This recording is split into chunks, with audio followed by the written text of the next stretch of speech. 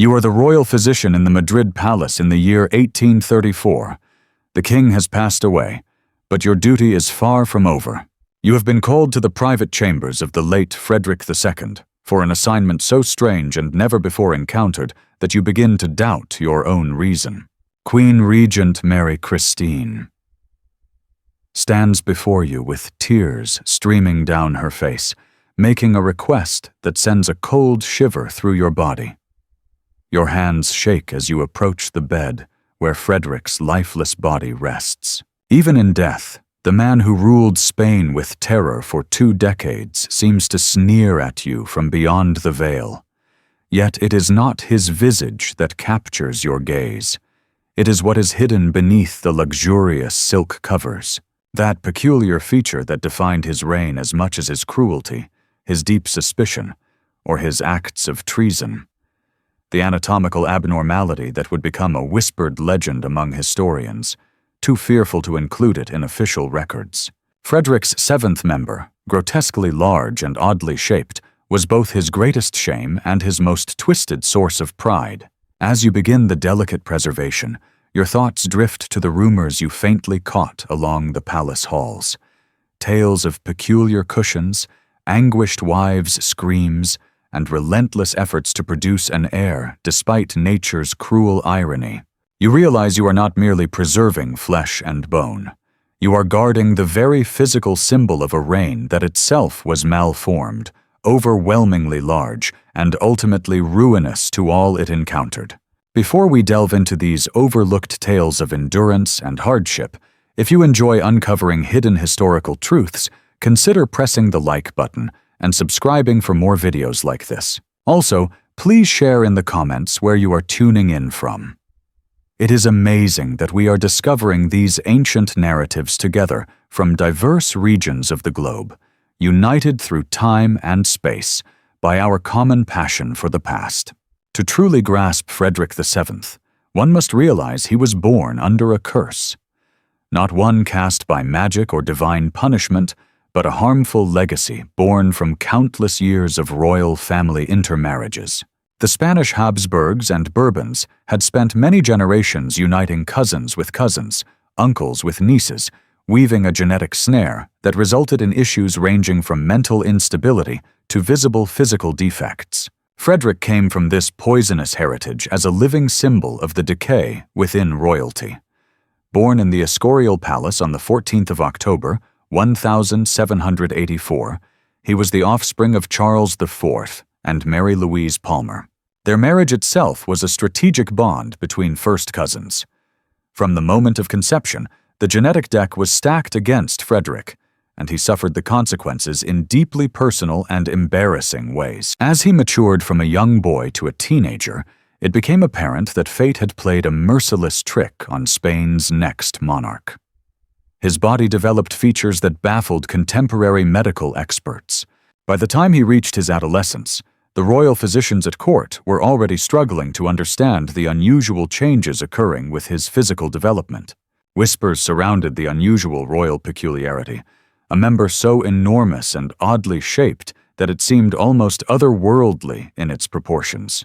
Medical documents from the era, long concealed within the Vatican archives, provide clinical descriptions of Frederick's endowment that nonetheless reveal the distress caused by his condition. One doctor noted, "His Royal Highness suffers from an organ of such remarkable size and unusual shape that intimate encounters might be difficult." Another physician was even more explicit. "The prince's appendage is akin to a billiard cue, slender, like sealing wax near the base, yet as thick as a man's fist at the tip, and long enough to be used as a cane." The emotional toll on the young Frederick was immense. During a period when male beauty was judged by classical Greek ideals, favoring smaller size as more elegant and noble, Frederick's enormous endowment branded him as an anomaly. What might elicit envy from contemporary men became a deep source of humiliation for the future monarch of Spain. His early years were a tale of dysfunction that would have crushed a lesser individual, but instead shaped a despotic ruler. Frederick's father, Charles IV, lacked resolve and preferred hunting over governance. His mother, Mary Louise, was a woman of insatiable desires who shamelessly displayed her affair with Michael Godfrey, Spain's unofficial leader. Young Frederick witnessed this daily disgrace, internalizing bitter lessons about authority, betrayal, and the fragility of trust. Yet it was his physical, an unusual trait truly forged his personality. The court was alive with murmurs about the prince's condition. Servants whispered behind cupped hands, courtiers shared veiled jests, and foreign envoys relayed the news to their superiors about the Spanish scandal. Frederick realized early on that he was a figure of ridicule, that his most private self became a source of entertainment for others. This shame fostered a deep and simmering bitterness, which later influenced his harsh attitude toward Spain itself. Frederick started perceiving mockery everywhere, in the respectful gestures of his subjects, in the formal salutations of his instructors, in the forced smiles of potential brides. His suspicion was not entirely baseless. People were indeed laughing at him, though not always for the reasons he assumed. The prince's teachers observed troubling shifts in his conduct as he grew into his teenage years. He became secretive, resentful, and harsh toward those serving him, servants who displeased him. Faced dismissal or worse, Frederick was learning to wield the authority of his rank to make up for the helplessness he felt about his own body. One notable episode mentioned in the memoirs of a royal chaplain illustrates the growing darkness within Frederick's heart. When a young page unintentionally saw the prince changing clothes, Frederick did not simply send him away. He ordered the boy to be beaten and his family banished from Madrid. The warning was unmistakable. No one was allowed to witness the prince's disgrace, and as Frederick reached the age appropriate for marriage, the full scope of his anatomical challenge became evident to the royal medical team. Dr. Francisco Flores, the king's private physician, left behind confidential notes that reveal a troubling insight into Frederick's condition. His Majesty's member, Dr. Flores described, exhibits an extraordinary configuration. The base measures no more than the width of a man's thumb, yet expands to a circumference that defies normal proportions. Its length surpasses that of any documented human specimen, measuring close to 10 inches in its natural state and increasing significantly when aroused. Most alarming is its unusual curvature and the presence of what seem to be additional tissue growths without any apparent biological purpose. The consequences for Frederick's future domestic life were immediately clear. Ordinary intimate relations would be impossible without major medical assistance and custom-made equipment. Royal artisans were discreetly tasked with producing what they discreetly termed marital aids, specially crafted cushions and supports designed to enable Frederick to engage in sexual activity without inflicting serious harm on his prospective wives. Yet the physical difficulties represented only a fraction of the issue. Frederick's condition also carried psychological effects far beyond the private sphere. He developed an obsession with potions and elixirs that, secretly summoned to Madrid, court alchemists and foreign doctors each promised extraordinary cures to either correct his physique or boost his fertility, yet all attempts proved futile. The prince poured vast sums into these dubious remedies, consuming blends containing powdered rhinoceros horn, crushed pearls, and exotic herbs rumored to recalibrate his regal potency. Some elixirs claimed to reduce his member to conventional dimensions, while others boasted increased virility despite its unusual form. None delivered results. However, Frederick's desperation made him vulnerable to fraudsters and tricksters seeking to exploit his hopes. In the year 1802, Frederick wedded his first cousin, Princess Mary Christine of Naples and Sicily. Their marriage was arranged during adolescence, and Mary Christine arrived in Madrid harboring idyllic expectations about her husband. She had heard whispers that he was called the Desired One by his admirers and envisioned a fairy tale romance. The ceremony itself was splendid, befitting the alliance of two royal dynasties, with the cathedral alive with melodies and the streets celebrating joyously. The young pair appeared to be a flawless royal match. Mary Christine was graceful, intelligent, and sincerely enthusiastic about her new life. Frederick, in public, seemed nearly ordinary, charming, thoughtful, and suitably amorous.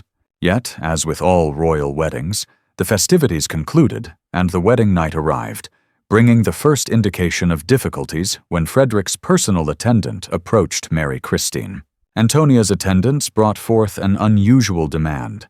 Special arrangements had to be made for the royal sleeping chamber, with items that puzzled the ladies yet were assured to be traditional for sovereign couples. Tailored cushions were delivered, accompanied by bottles of oils, candles, and various tools that appeared more medical than affectionate. Mary Christine, sheltered and naive like most princesses of her time, had no understanding of these matters. Her upbringing was deeply religious, concentrating on languages, music, and court manners. The fundamental aspects of married life had only been outlined in the vaguest terms by anxious older women who themselves were unfamiliar with the unique struggles she was about to encounter. When Frederick stepped into the bridal chamber, Mary Christine caught sight of her husband's naked body and immediately became frantic. An attendant recounted the event years later. The queen began to scream as though she faced a demon. She pressed herself against the wall, pointing and shouting, "Monster, monster!" and everyone feared she might lose her sanity altogether. Frederick's anatomy, described by onlookers as resembling a large club with a slender handle, was beyond anything the sheltered princess could have imagined. Its sheer size terrified her, but the odd shape, the way it bent and spiraled, the strange lumps along its length, and the almost alien form of the entire organ utterly shattered her composure. What followed was far from a romantic wedding night, and resembled more of a medical intervention. Frederick's doctors, specially trained for such matters, had to be summoned to inform the shocked Mary Christine about what lay ahead. Cushions were carefully positioned, oils applied, and a procedure commenced that felt more like surgery than an act of love. Private letters exchanged between court physicians reveal a scene filled with almost unreal dysfunction. Frederick needed a uniquely crafted pillow to support his large member, ensuring it would not harm him during intimate moments. Despite all these precautions, the experience was so distressing for Mary Christine that she had to rely on laudanum to endure it. The emotional toll on both was immense. Frederick, already filled with paranoia and insecurity about his condition, became even more troubled when confronted with his wife's visible disgust. Mary Christine developed what today would be identified as severe sexual trauma. She began increasing her laudanum doses, eventually growing dependent on it as her means to escape the torment of her conjugal obligations. Their efforts to conceive became a ritual of horror, repeating with heartbreaking consistency. Each time Frederick called his physicians, who would ready the chamber with its specialized apparatus. Mary Christine was given enough laudanum to make her submissive, yet avoid a catatonic state. The entire procedure was a tragic ordeal. The encounters were carried out with precise efficiency, after which both individuals would withdraw to different sections of the palace to recover from their ordeal. As months turned into years without a successful pregnancy, Frederick's frustration escalated to new levels. He became certain that his wife's visible aversion was somehow blocking conception and began trying out increasingly strange techniques to overcome what he considered her feminine inability. Historical court documents show that Frederick commissioned special restraints designed to keep Mary Antonia firmly in place during their private moments, preventing her from pulling away or showing her disgust. These leather and silk devices were made by the same craftsmen responsible for the king's saddles and hunting gear, adding a chilling aspect to the royal workshops. Frederick also grew obsessed with scheduling their encounters based on astrological charts and lunar phases. He sought guidance from astronomers, astrologers, and even dark arts practitioners who claimed they could align the stars to favor royal conception.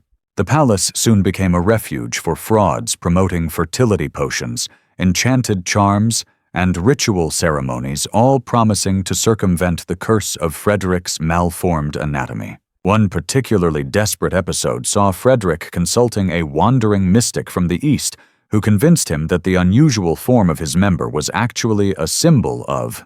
Frederick believed he possessed divine favor, having been blessed with the dragon's rod, requiring only the proper rituals to unlock its fertility. For 3 months, Frederick and his wife underwent strange ceremonies involving incense, chanting, and positions said to be based on ancient Chinese texts. Twice, miraculously, Mary Christine became pregnant. The court celebrated, Frederick's confidence grew, and all of Spain anxiously awaited the arrival of an heir to the throne. However, both pregnancies ended in devastating miscarriages that left the royal couple more shattered than ever. The first miscarriage, in the year 1804, happened during the 4th month of pregnancy. Court physicians attributed it to the unusual strain on Her Majesty's fragile health. What they implied, but could not voice, was that Frederick's anatomical condition made intercourse so traumatic that Mary Christine's body could not carry the pregnancy to term. The second miscarriage, in 1805, was even more heartbreaking. This time Mary Christine almost reached full term before losing the child in a labor so difficult and bloody it nearly took her life. The Queen never fully recovered from this trauma, and her dependence on laudanum became so severe she was essentially a shadow of herself during the last 2 years of her life. Frederick's response to these tragedies exposed the true depths of his suffering and despair. Selfishness and cruelty shaped his actions. Rather than any sympathy for his wife's agony, he became convinced that she was intentionally undermining their chances of having a child.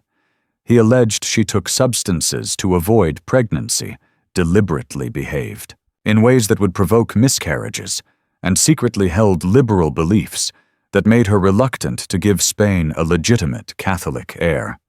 Such whispers echoing through the palace halls shattered the fragile mental state Mary Antonia still had.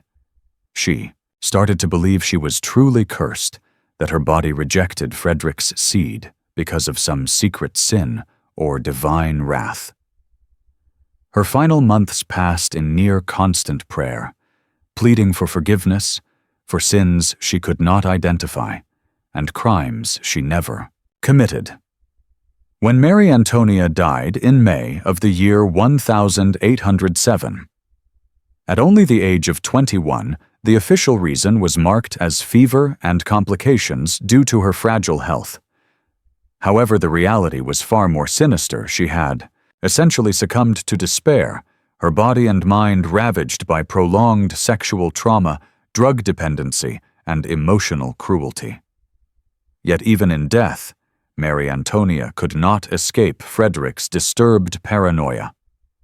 Soon rumors spread claiming she was poisoned, not by enemies in politics but by Frederick himself, who had grown weary of her disappointments as a spouse, and wished to begin anew with another wife who might succeed in bearing an heir. Rumors grew stronger after the suspicious death of the palace pharmacist who was discovered lifeless in his rooms only a few days following Mary Antonia's demise. He had left an enigmatic letter that was promptly confiscated by Frederick's agents and vanished without a trace. Some whispered that the note contained admissions about poisons given to the Queen. Others believed it exposed the real nature of Frederick's illness and the unbearable demands imposed on his spouse. Frederick's conduct after Mary Antonia's death revealed much. Though he exhibited the expected public mourning, in private he appeared almost relieved. Within weeks he began investigating potential second wives, concentrating mainly on women proven to be fertile through children from prior marriages. Meanwhile, the king's doctors were scrambling to find new remedies for his condition. To ensure a successful remarriage, they needed solutions to make physical intimacy less painful for future queens. This urgency sparked some of the most unusual medical experiments ever recorded in royal history. Physicians worked to invent increasingly complex marital aids and pioneer novel surgical methods aimed at altering Frederick's body. As he neared his second wedding, the king's personality had already developed the distorted characteristics that would later earn him a place among history's most reviled rulers. The sexual trauma from his first marriage, coupled with his ongoing struggles, shaped his darkened temperament. Deep-rooted doubts about his physical state had shaped a man who was incapable of genuine emotional connection or compassion. Frederick came to view others not as individuals with their own emotions and desires, but as instruments to serve his gratification or barriers to be removed. His first spouse had been an instrument that failed to perform adequately and thus had to be cast aside. His subjects were means to sustain his authority and satisfy his vanity. Anyone opposing him was regarded as a hindrance that needed elimination. The prince's dealings with the palace employees revealed a rising cruelty. He started challenging the extent of his authority by issuing progressively arbitrary and harsh commands. Servants who accidentally saw him unclothed were not merely dismissed, but frequently vanished altogether. Guards who failed to uphold strict confidentiality concerning the royal quarters were reassigned to the most perilous border areas within Spain's declining empire. Frederick also became fixated on the belief that people were constantly ridiculing him in secret. This was not purely irrational, as people genuinely spoke about his condition, but Frederick's reaction was excessive and increasingly aggressive. He began compiling lists of alleged mockers and devising intricate revenge plans to carry out once he regained full control. By the year 1807, Frederick had become the focal point of a complicated conspiracy involving several key figures in Spain. Some of the most influential nobles and high-ranking military officers viewed the prince as their instrument to topple the ineffective government of Charles IV and his despised minister Michael Godfrey. What they failed to realize was that they were aligning themselves with a man whose sexual complications had led to a personality disorder, which would eventually prove more threatening than the inefficiency they aimed to eliminate. This group of conspirators called themselves the Fredericks and worked relentlessly to build Frederick's image as the favored one. They circulated rumors highlighting his intellect, patriotism, and potential as a reformist leader who could restore Spain's lost grandeur. What they deliberately hid was their increasing recognition of Frederick's mental instability and his growingly alarming attitude toward anyone opposing him. The plot reached its climax in October 1807 with the so-called El Escorial conspiracy, where Frederick was uncovered planning to overthrow his own father with Napoleon Bonaparte's assistance. Upon discovery of the scheme, Frederick's reaction showed not only his cowardice, but also his utter lack of loyalty to anyone, including his fellow conspirators. Instead of supporting those who had risked everything for his agenda, Frederick immediately betrayed them, providing detailed confessions about every detail of the conspiracy and naming all involved. Every participant pleaded and implored his parents for pardon, while his supporters encountered imprisonment and forced exile due to this treachery. This established a trajectory that would characterize Frederick's whole reign. He regularly exploited individuals to serve his interests, and then discarded them as soon as it suited him. During the unfolding of Frederick's political intrigues, his health was deteriorating rapidly. The royal doctors observed that his member kept enlarging and altering its form, developing new anomalies that made physical intimacy increasingly difficult. Some medical scholars propose that Frederick might have been afflicted with a rare disorder called megalosia, a hormonal condition that results in continuous growth of male genitalia well into adulthood. Regardless of the precise diagnosis, the practical outcome was unmistakable.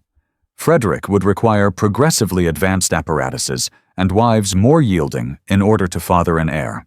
This need gave rise to one of the darkest features of his later unions, the intentional choice of women susceptible to psychological control or physical compulsion to meet his demands. Meanwhile, the palace artisans had become experts in crafting increasingly intricate marital devices. Their workshops, concealed deep within the royal residence, resembled a strange fusion of a medical research center and a torture chamber where they engineered. Adjustable cushions, restraining devices, and diverse instruments were created to facilitate Frederick's intimate encounters while reducing the harm inflicted on his partners. The craftsmen responsible for these creations pledged complete secrecy, and Frederick ensured their silence by combining generous payments with severe threats. Several artisans who contributed to these projects mysteriously died later, prompting whispers that Frederick had them eliminated to avoid any chance of revealing the true purpose of their work. When Napoleon invaded Spain in 1808 and compelled Frederick to abdicate, the future king found himself in an exceptionally humiliating situation. He had not only lost his throne, but was now a captive whose captor was undoubtedly aware of his embarrassing medical condition. French intelligence maintained detailed records on the Spanish royal family, which certainly included information about Frederick's anatomical irregularity. During Frederick's 6-year imprisonment at the Château de Valence, he underwent continuous medical experimentation as French doctors observed his condition with scientific interest. Freed from the royal protocols that constrained their Spanish counterparts, these physicians conducted rigorous examinations and treatments that nearly bordered on torture. The French medical documents uncovered in Napoleonic archives centuries later offer the most comprehensive clinical account of his condition. Frederick's condition is unlike any ever documented. Medical experts described a sexual organ so enormous and distorted it appeared more fitting for a mythical being than a human monarch. French physicians speculated that Frederick's ailment stemmed from several genetic disorders merging in one person, creating what they termed a perfect convergence of anatomical abnormalities. Throughout his imprisonment, Frederick also learned that various Spanish nobles and military commanders were risking their lives to bring him back to power. The paradox was striking. Brave fighters perished in muddy trenches and rugged mountain paths to reinstate a king whose main obsession was discovering new ways to handle his intimate dysfunction and father an heir to continue his ill-fated lineage. During his years in exile, Frederick wrote numerous letters to European royals searching for potential brides who might accept his unusual condition. These handwritten appeals reveal a man entirely detached from the anguish of his nation, consumed only with his personal issues. While Spain was engulfed in conflict, Frederick was planning his next wedding night. When Frederick finally returned to Spain in 1814, the crowds that welcomed him were unlike anything Europe had encountered before. People showered him with flowers, wept joyfully, and knelt as his carriage passed by. Children born during the war caught their first sight of the king their parents had died trying to restore. The very stones of Madrid seemed to rejoice with.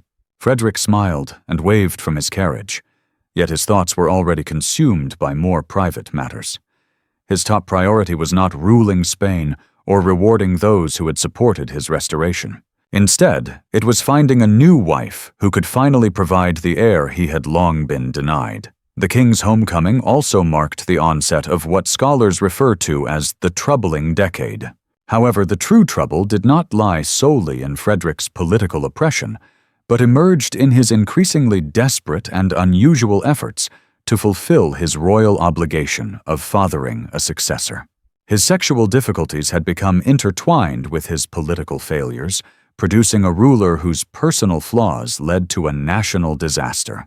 Frederick's initial act upon reclaiming the throne was to order a completely new array of marital aids crafted by Europe's finest artisans. He dispatched agents to Germany, Italy, and even the Ottoman Empire, searching for specialists in creating devices suited for delicate royal issues.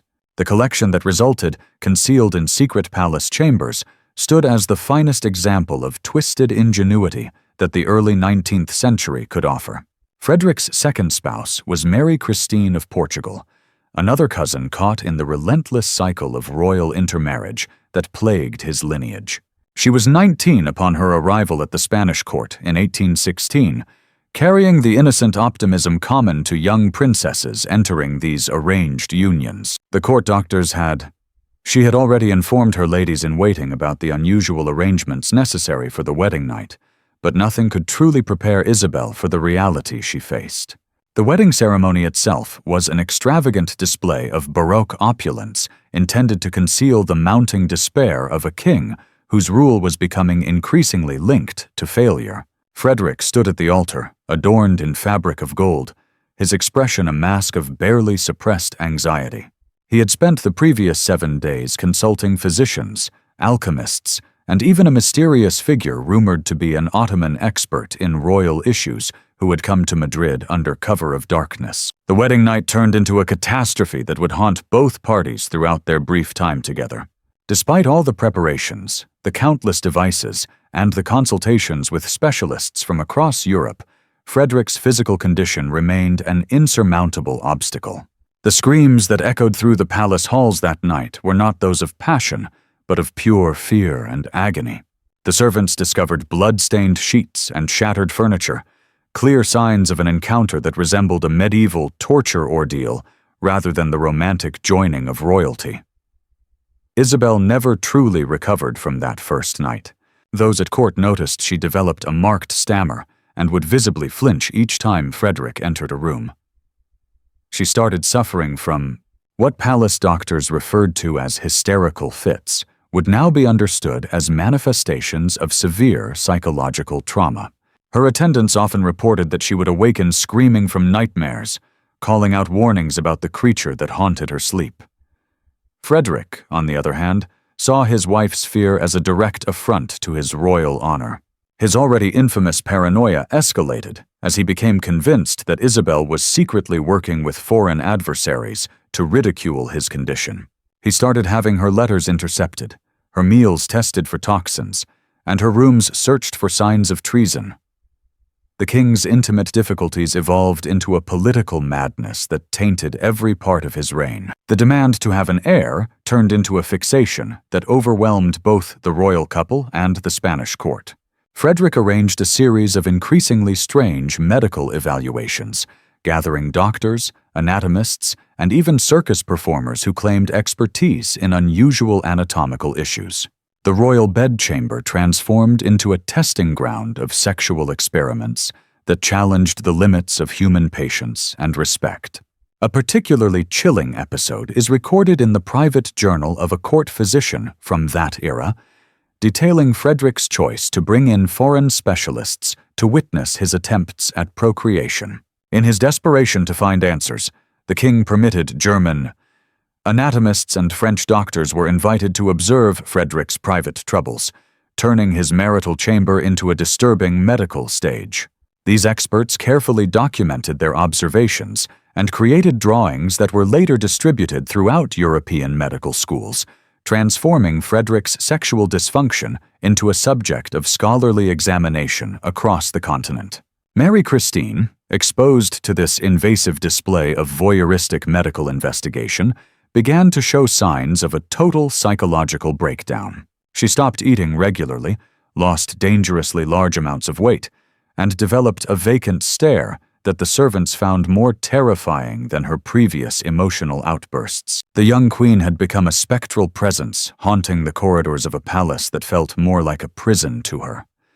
The political fallout of Frederick's private troubles was becoming impossible to overlook. Spain's American colonies, already rebelling, pointed to their monarch's failure to produce legitimate heirs as proof of divine displeasure with the Bourbon dynasty. Revolutionary propaganda portrayed Frederick as a sexually powerless tyrant whose physical deficiencies mirrored his political ineptitude. The king's most intimate humiliation turned into a rallying cry for independence movements stretching from Mexico to Argentina. Frederick's reaction to these threats was typically paranoid and ruthless. He initiated a fresh series of purges aimed at anyone suspected of spreading gossip about his condition or supporting colonial rebellion. The Inquisition, upon regaining his authority, Frederick initiated inquiries into allegations of sexual defamation against the monarchy, fostering an atmosphere of fear where even intimate talks between spouses could lead to incarceration or death. His fixation on confidentiality grew to ridiculous levels. He commanded the creation of secret corridors inside the palace to move from his rooms to Mary Christine's without servants noticing. He arranged mirrors at key positions to spot any spies and hired a group of informants solely dedicated to tracking palace rumors concerning the royal marriage. At the same time, Mary Christine's condition worsened under the dual torment of her husband's sexual abuse and mental intimidation. The palace doctors observed that she experienced what they described as false pregnancies, intervals during which she showed symptoms of expecting a child despite the impossibility of conception. These incidents seemed to offer Frederick fleeting moments of optimism, followed by devastating sorrow once reality set in. The false pregnancies of the Queen turned into a cruel joke within an already dysfunctional court. Servants murmured about how the king would pace anxiously outside Mary Christine's chambers during these phases, alternately pleading and swearing, as if a higher power might overturn the fundamental impossibility he faced. When every false pregnancy inevitably concluded, despair returned. Frederick would fall into deep bouts of despair that would incapacitate the government for weeks at a stretch. In the year 1818, after enduring 2 years of this dreadful marriage, Isabel finally found her escape through the only option available to royal women of her time: death. She gave in to what the court doctors politely described as nervous exhaustion. However, personal letters from palace staff hint that she might have deliberately hastened her passing using subtle self-inflicted harm. According to her confessor, her last words were a prayer of thanks for the freedom that awaited her. Frederick's response to Isabel's death exposed the full depth of his mental collapse. Instead of grieving, he became convinced that his wife had been assassinated by adversaries eager to stop him from fathering an heir. He demanded multiple autopsies, searched for traces of poison, and ordered the arrest of several ladies-in-waiting under suspicion of plotting against them. The king's sorrow was indistinguishable from his paranoia, creating a vicious cycle of anger and mistrust that overwhelmed everyone near him. Queen Isabel's funeral turned into a grim spectacle that shocked even Frederick's supporters. The king insisted on viewing her body repeatedly during its preparation. He touched the corpse, murmuring about the lost potential of her womb. He commissioned a death mask, which he displayed in his private quarters, where guests reported seeing him engaged in strange rituals.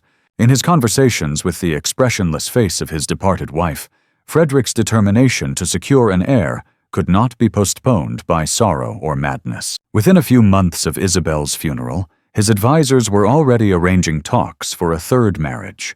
The main obstacle now was locating a European princess ready to wed a king whose former spouses had met such tragic ends and whose personal oddities were becoming infamous throughout the continent. Negotiations turned out to be more challenging than anticipated. Several potential brides withdrew after private meetings with doctors who had served at the Spanish court. Others demanded unprecedented privileges, including the right to have separate living quarters and their own personal security guards. Frederick's sexual inability had become a diplomatic burden threatening to alienate Spain from future allies. Eventually, the king's representatives discovered Mary Christine Joseph Amalia of Saxony, a princess from Saxony whose family's desperate financial troubles made them willing to disregard Frederick's infamous reputation. Mary Christine was 24 when she arrived in Madrid in 1819. She was older and more experienced than Isabel had been, yet she carried the same ill-fated hope that had marked her predecessor's arrivals. The third wedding was notably more restrained, reflecting both Frederick's growing age and the court's weariness of royal marriage disasters. The event featured fewer foreign dignitaries and far less extravagance than before. Festivities filled the air, yet beneath the surface lay a strong feeling that everyone was simply performing a ritual that had already failed on 2 occasions before. Mary Christine had prepared herself far better for the ordeal than Isabel had, having received extensive consultations from Saxon doctors who had worked closely with their Spanish equivalents. She brought along a personal collection of medical instruments and remedies, as well as a private physician specializing in challenging marital circumstances.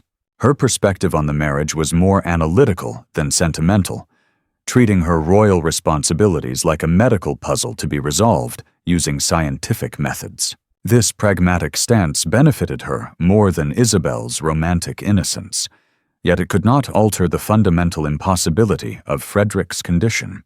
The third marriage settled into a routine of carefully orchestrated efforts at intimacy, with encounters planned meticulously and supervised medically, appearing more like surgical operations than genuine acts of conjugal warmth.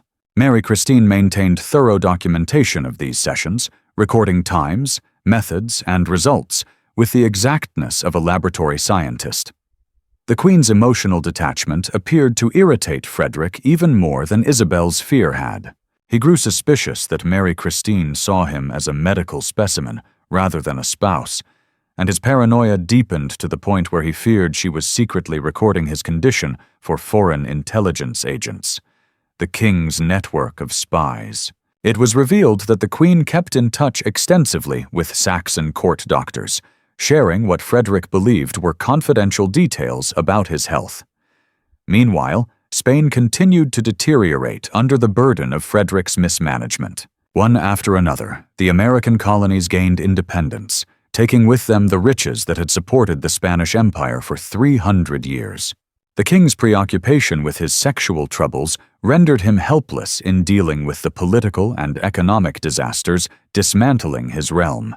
Important meetings in the cabinet were postponed when Frederick faced difficulties with his wife, and crucial choices were delayed for weeks while the king sought advice from doctors on new methods to conceive. Initially, the Spanish people were thankful for Frederick's return, but they soon realized the heavy price their restored monarch demanded. Revolts brewed in the cities as bandits dominated rural areas. The king's subjects suffered hunger while he squandered huge sums on sexual aids and foreign medical experts. Spain had become a subject of ridicule in Europe. Its decline was embodied by a monarch whose most private shortcomings had become public knowledge. In 1829, after 10 years of a barren marriage, Mary Joseph accomplished what many thought impossible. She became pregnant. The news sent shockwaves through the Spanish court and across Europe, stirring a frenzy of diplomatic speculation. There was much speculation about how Frederick had finally overcome his anatomical challenges. Some believed it was divine intervention, others attributed it to progress in medical science, while the most skeptical murmured about unfaithfulness and questionable lineage. Frederick's response to the pregnancy was a blend of overwhelming joy and intense fear. He employed extra guards to ensure Mary Christine's safety. Michael Joseph summoned the best doctors from all over Europe and had her rooms consecrated by every religious official in Madrid. The king's frantic desire to protect this miraculous pregnancy verged on insanity, as he convinced himself that foes would try to harm his eagerly awaited heir by supernatural or scientific methods.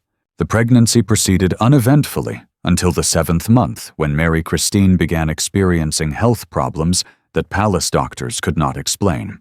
Contemporary medical understanding suggests she suffered from placental abruption, a complication that could have been managed with adequate care.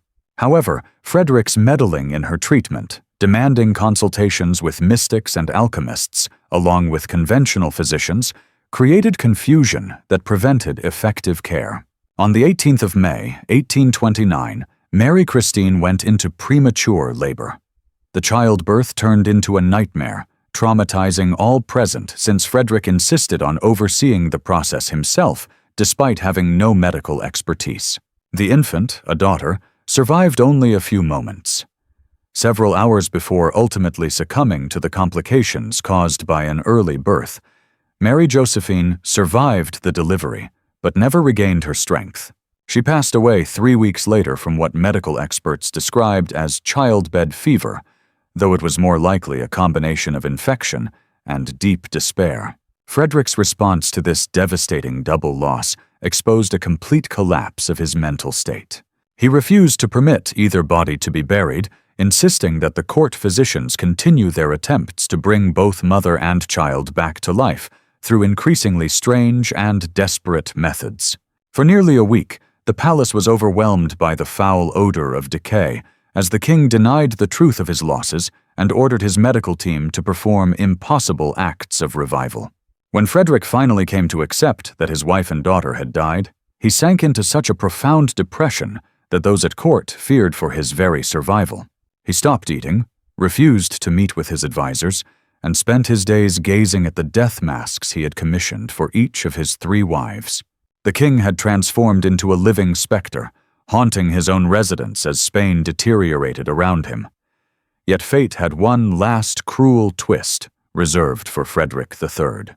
In the year 1829, at the age of 45, the monarch who had spent many years unable to produce a living heir suddenly found himself confronted with an unexpected 4th marriage. His advisors, desperate to bring stability to a kingdom on the brink of collapse, had identified Mary Christine of Naples as a suitable bride, although this was kept from Frederick until after the arrangements were underway. The marriage negotiations were already finished, but it turned out that Mary Christine was expecting a child by another man when she arrived in Madrid. The wedding in 1829 was a farce that nobody was fooled by. Mary Christine was clearly with child as she walked down the aisle carrying an unborn child that could not possibly be Frederick's. The king, however, was so eager for an heir that he accepted this clear deception, convinced that some higher force had finally answered his prayers in an unexpected way. The birth of Isabella II in 1830 should have been the end of Frederick's worries about succession. Instead, it opened up new concerns. Though the king knew the child was not his biological offspring, he felt compelled to uphold the appearance of legitimacy to protect his family line. His relationship with Mary Christine was founded on shared falsehoods. She acted as if she respected him, while he pretended to believe her child was truly his. Frederick's last years were characterized by the same sexual difficulties that had plagued his adult life, but now with the extra stress of sustaining a false claim to the throne. Desperately trying to conceive a genuine heir, he continued to seek intimacy with Mary Christine. These efforts, watched over by a series of doctors and specialists who had witnessed his earlier disappointments, became increasingly pitiable as his age advanced.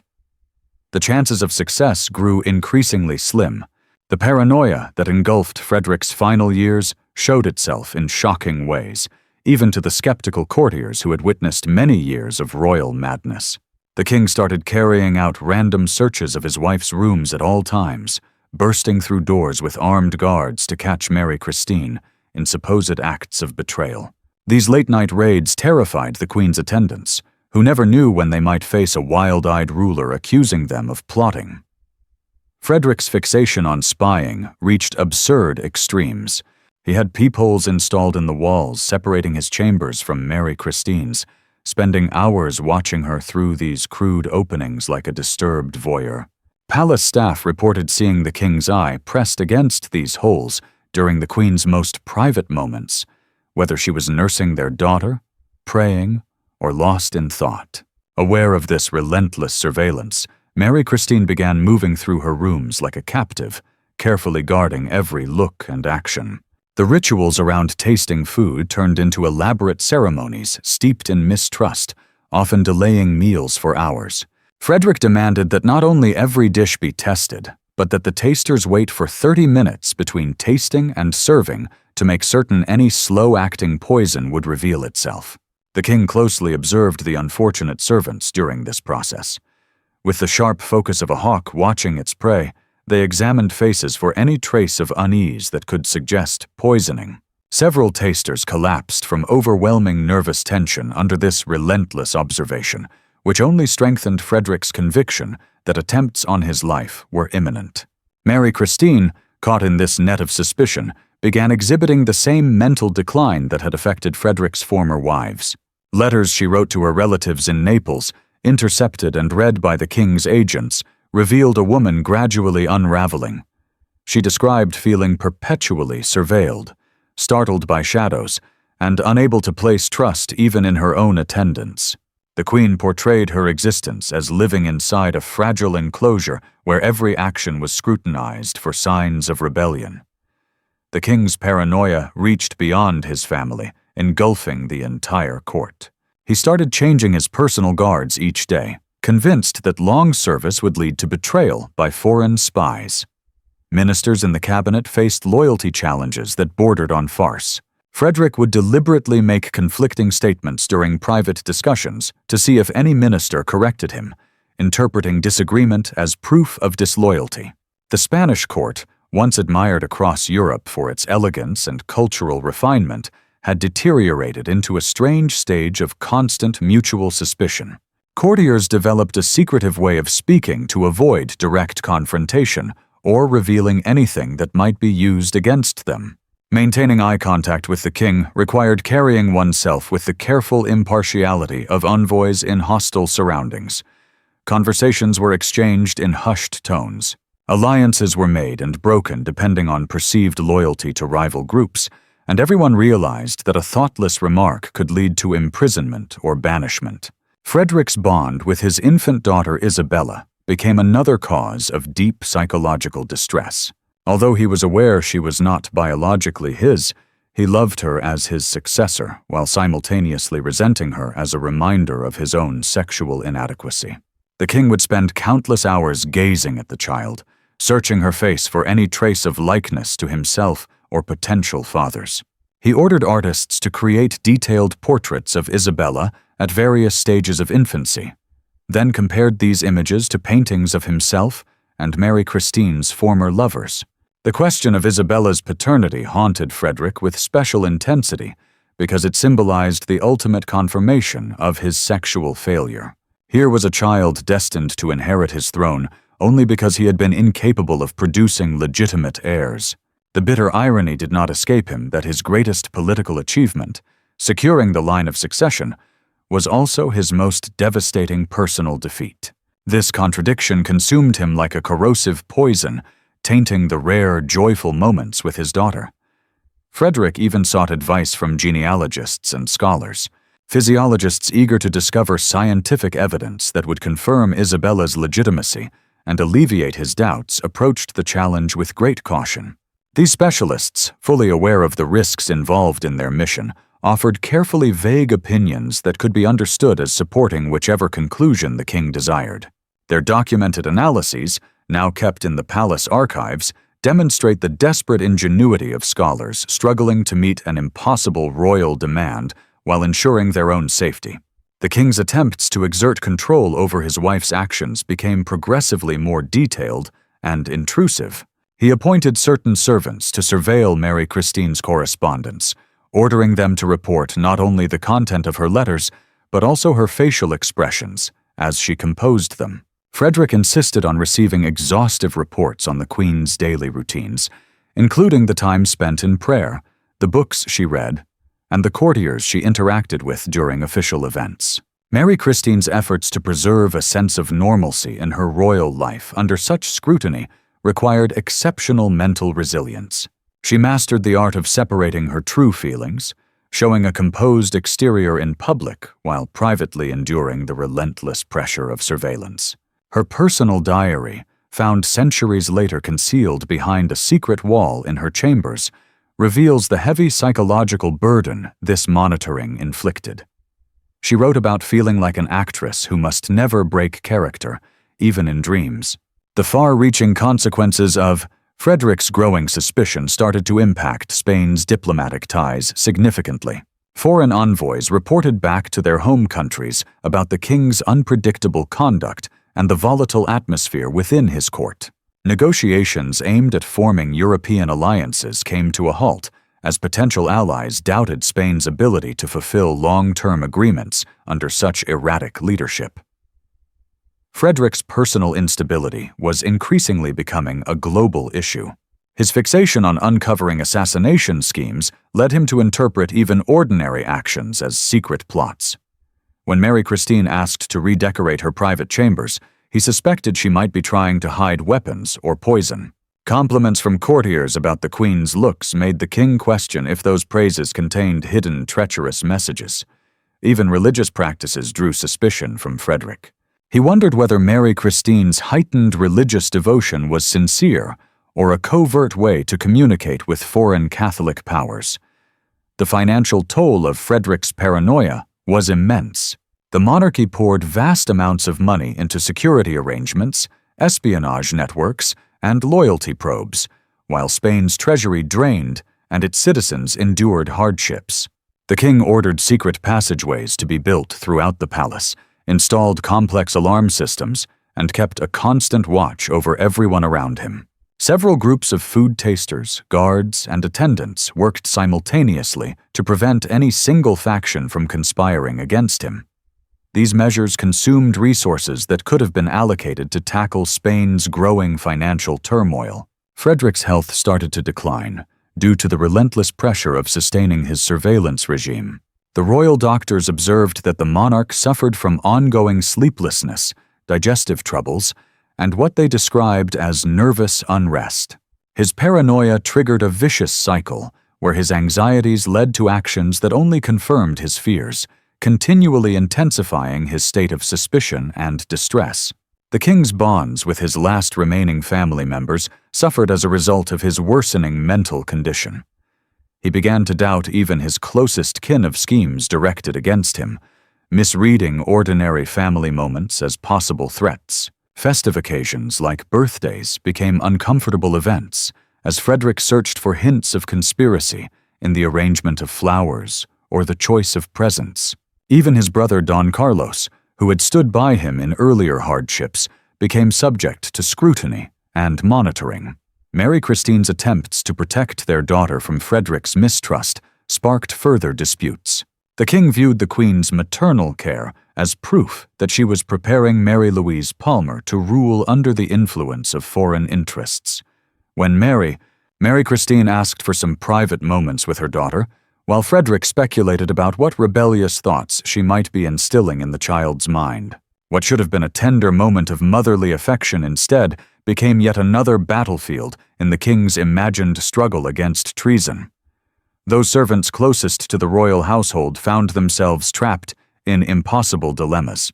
They were forced to deliver detailed accounts of the queen's behaviors while pretending to be fully devoted servants. The immense stress led many to suffer from anxiety and other health issues, which in turn caused a high turnover rate among staff, making the court even more unstable.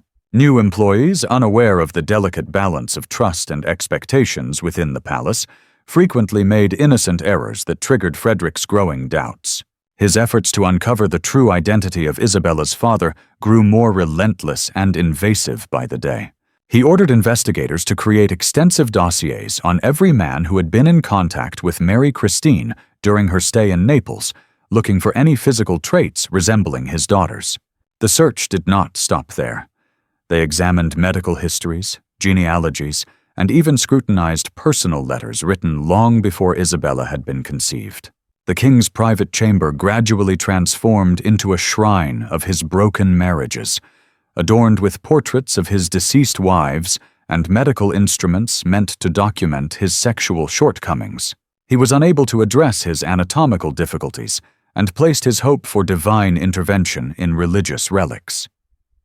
Visitors to these private rooms described an atmosphere thick with desperate sorrow that seemed to linger like incense in the air. Frederick would hold meetings in this area, surrounded by reminders of his most personal defeats, while discussing state affairs. The mental strain on Mary Christine grew heavier as Frederick's actions became increasingly unpredictable. The queen began to exhibit physical signs of anxiety such as hair thinning, fluctuating weight, and trembling, which she endeavored to conceal during public events. Her ladies-in-waiting observed that she developed nervous behaviors, frequently looking behind her and being startled by sudden noises. Frederick's paranoia reached a strange peak in the year 1832, when he became convinced that Mary Christine intended to poison him through close contact.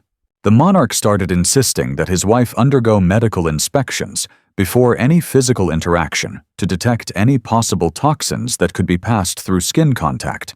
These examinations, performed by court doctors in Frederick's presence, marked the lowest point of their already deteriorating marriage. The global community observed Spain's slide into madness with a blend of intrigue and horror. Diplomatic circles were both captivated and disturbed by the unfolding tragedy. Correspondence from this era shows that European nations were actively preparing for the inevitable downfall of Frederick's administration. Aware that the king's personal instability made consistent governance unattainable, some countries began covertly backing regional independence efforts within Spain. They believed that breaking apart the Spanish Empire was a better outcome than leaving it in the hands of an unreliable ruler. As the year 1833 arrived, Frederick's physical condition finally mirrored the mental toll of his suspicious reign. His court doctors observed that the king had developed a persistent tremble, ongoing digestive troubles, and what seemed like early indications of mental deterioration. His speeches became disjointed monologues, filled with accusations toward unnamed adversaries and mentions of conspiracies that existed solely in his imagination. When the end arrived, it was almost anticlimactic. After many years of intense dysfunction, Frederick simply began to fade away, his body ultimately overwhelmed by the accumulated burden of a lifetime spent battling his own mind and body. In his final moments, he fluctuated between awareness and hallucination, at times calling out to his deceased wives, and at others issuing commands to investigate plots that never existed. In 1833, Frederick II quietly found the peace that had eluded him throughout his life, granted by the simple fact of death. The official cause was recorded as gout, but the royal doctors. It was privately admitted that the monarch had effectively succumbed to exhaustion, physical, psychological, and spiritual fatigue. This condition was caused by many years of sexual frustration alongside political fear. The post-mortem examination of Frederick II, performed discreetly by the very doctors who had spent countless years attempting to understand his unique anatomy, revealed the full scope of nature's harsh irony. The king's organ, preserved for scientific research, measured an impressive 14 inches in length and displayed significant variation in thickness from the base to the tip, precisely as contemporary accounts had described. More troubling was the finding of internal scars and deformities that rendered normal sexual function practically unattainable, providing a clear explanation for decades of disappointment and distress. Yet the examination uncovered an additional tragic detail: signs of intentional self-inflicted harm dating back to Frederick's teenage years. Apparently, the king had devoted many years to experimenting with various forms of self-surgery, hoping to alter his anatomy to enable typical intimacy. These sad, secret efforts, using whatever makeshift instruments he could find, only worsened his condition and compounded the psychological anguish already tied to his physical impairments. The preserved organ, together with meticulous medical illustrations and detailed notes, was locked away in the Vatican archives where it remains today. Church authorities considered the material too unsettling and politically delicate for public viewing. Exploring one of history's strangest state secrets, researchers who have gained access to these documents describe them as both intriguing and profoundly disturbing, offering insight into the private torment caused by absolute power warped by biological destiny. Frederick's demise signaled the conclusion of an epoch, yet his influence persisted in the divided Spain he left behind. Mary Christine, his daughter who may or may not have been his genetic offspring, inherited a nation devastated by civil conflict, financial ruin, and international disgrace. Once a formidable force on the global stage, the Spanish Empire was diminished to a minor power within Europe. This downfall was hastened by years of poor governance under a monarch whose personal fixations overshadowed his responsibilities to the public. The tale of Frederick II stands as a caution that power without prudence is perilous, but when mixed with personal instability, it can lead to disaster of immense scale. His rule illustrated how an individual's psychological struggles can spread and morph into collective suffering, how private humiliation can spiral into widespread catastrophe, and how deeply personal failures can reverberate across history with effects far beyond their initial impact. Most sorrowfully, Frederick's narrative uncovers the human toll of absolute rule, where the personal difficulties of a single individual determined the destiny of countless lives. His 3 deceased wives, his uncertain daughter, his frightened populace, and his shattered nation all bore the consequences of a genetic curse. A disastrous game of chance unfolded long before any of them ever lived. Frederick was both the agent and casualty of a system that concentrated excessive power in the hands of individuals completely unfit to manage it. When that royal doctor in the year 1834 concluded his grim duty of preserving Frederick's physical remains, he likely pondered the cruel irony of the situation. Here lay the tangible proof of a reign that devoured everything it encountered: spouses, offspring, subjects, and ultimately the monarch himself. The conserved organ was far more than a medical specimen. It stood as a testament to the ruinous effects of shame, the decay bred by unrestrained authority, and the heartbreaking loss of human promise. Ultimately, Frederick III gained a form of everlasting presence, but not the kind he had desired. His legacy endured not as a brilliant ruler or triumphant sovereign, but as a warning about the perils of allowing personal turmoil to be mistaken for political strength. His preserved remains, hidden away within the Vatican's vaults, act as a constant reminder that some mysteries are too unsettling for history to confront, too human for myth to accept, and too sorrowful for time to heal. The silk sheets that once cloaked his distorted body now covered a realm equally wounded and incapable of functioning as it was meant to. Frederick II had at last found tranquility, but he left behind a Spain destined to endure hardship. For many generations, people struggled to heal from the deeply personal calamities caused by his tumultuous rule. The most depraved monarch in history concluded his life just as he had spent it, becoming a continuous cause of pain for all who were unfortunate enough to be affected by his authority.